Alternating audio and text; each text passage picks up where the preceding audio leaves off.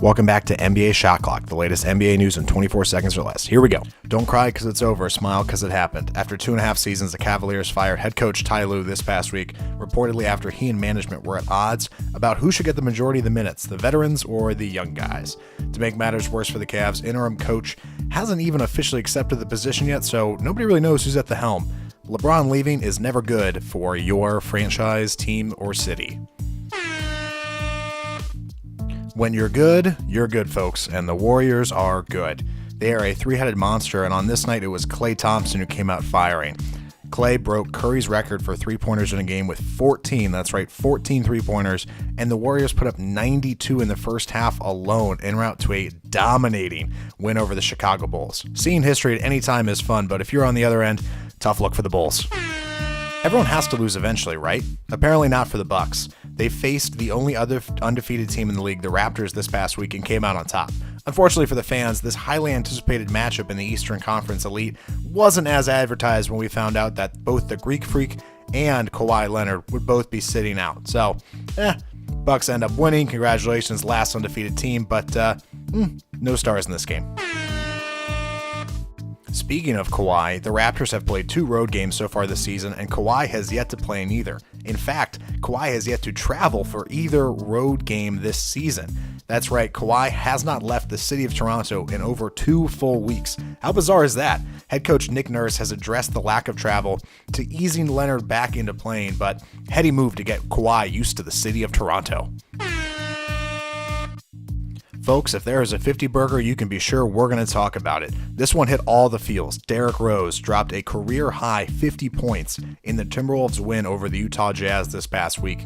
But the real highlight came in the post-game interview, where it was clear just how much this game and this moment meant to an emotional Rose, and the crowd showed him some much-deserved love. A lot of vintage Rose highlights. Welcome back. Over the last few seasons, very little has gone right for the Sacramento Kings, and while it's too soon this season to be really optimistic, the Kings have started the year 6-3 and more importantly, are above 500 for the first time since October of 2016. 2 whole years of losing basketball officially in the rearview mirror, partially on the shoulders of Buddy Hield. There are good triple-doubles, and there are bad triple-doubles. This is the latter. Ben Simmons and the entire 76ers team had an off night when they traveled to and lost to the Raptors this past week. Simmons put up the not coveted 11 points, 10 assists, and 11 turnover triple-double. Still counts, still 3 statistics in double digits, just not the right ones. Let's jump right into this one, folks. Pistons at Celtics, down 3 with 10 seconds to go. Blake Griffin inbounds the ball to nobody. What are you doing? Pistons turn it over when they had a chance to tie up the game in the closing seconds. Bad pass, Blake, and the Pistons go on to lose this one 105-108 on the road. Tough look for Blake Griffin. When it rains, it pours for the Pistons. The next game up, Spencer Dinwiddie of the Brooklyn Nets casually decided to take this one over and hits a 3 to send the game into overtime.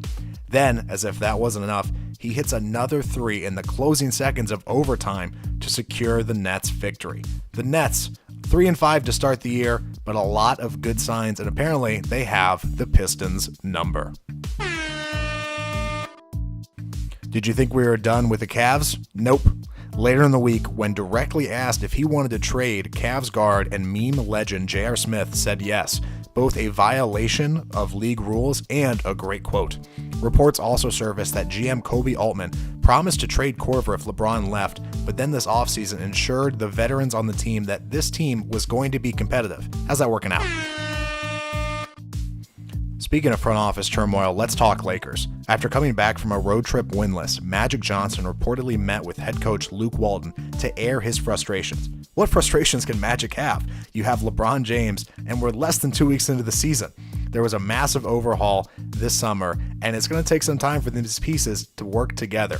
Everyone in Lakerland, please relax. Joel Embiid is must watch, not just for his talent, but his on-the-court antics as well.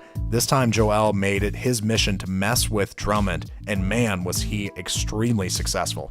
To put the cherry on top, Embiid ran up the score by taking his trolling offline to Twitter as well, with a well-executed tweet.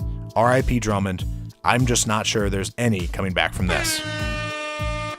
Thanks for watching. If you like this, make sure to subscribe to hear about all of our future videos coming out soon.